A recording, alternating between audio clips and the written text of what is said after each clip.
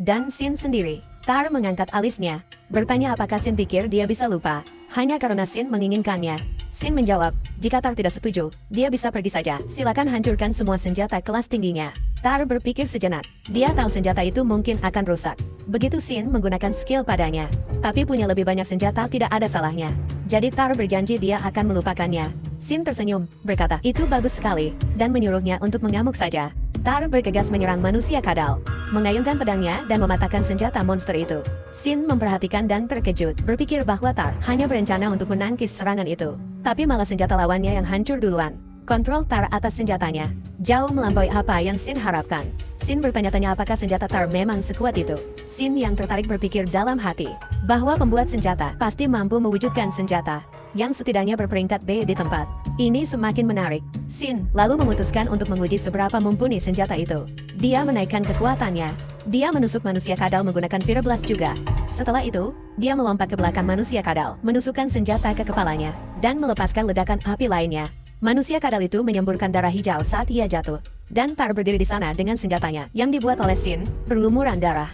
Dia melihat senjata itu dengan terkejut, memperhatikan bahwa tidak ada satu goresan pun padanya. Tepat saat dia akan berpikir lebih jauh, para newbie dari guildnya muncul, memanggilnya dan berterima kasih padanya. Mengatakan bahwa itu karena Tar, bahwa mereka masih hidup dan selamat. Tar menjawab dengan lega bahwa tidak ada dari mereka yang terluka parah. Mereka berkata bahwa mereka bahkan tidak bisa bertarung dengan senjata mereka sendiri, tapi berkat Sin, mereka bisa bertahan. Tafin menoleh ke Sin dan menanyakan namanya. Sin bertanya-tanya kenapa Tar ingin tahu nama seorang helper. Tar menjawab bahwa mereka setidaknya harus tahu nama satu sama lain. Dia lalu memperkenalkan dirinya. Akhirnya, Sin mendekat dan memperkenalkan dirinya juga. Dia berkata dia akan meninggalkan Magic Stone di pintu masuk dungeon. Yang lain setuju. Tapi Tar meminta Sin untuk ikut bersamanya ke ruang bos. Sin menjawab bahwa dia hanya seorang helper. Dia bersikeras menjelaskan bahwa dungeon itu sudah berubah menjadi error dungeon, yang berarti jika mereka tidak mengalahkan bos, tidak ada yang bisa keluar, baik itu helper atau supporter.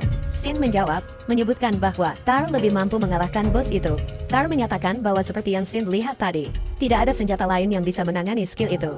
Tidak peduli seberapa terampil Sin. Bukankah percuma jika dia hanya menghancurkan senjata yang sudah Sin buat untuknya?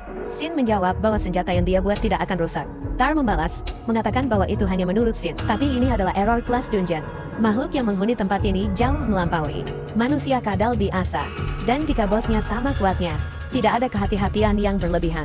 Sin setuju dan mulai bergerak.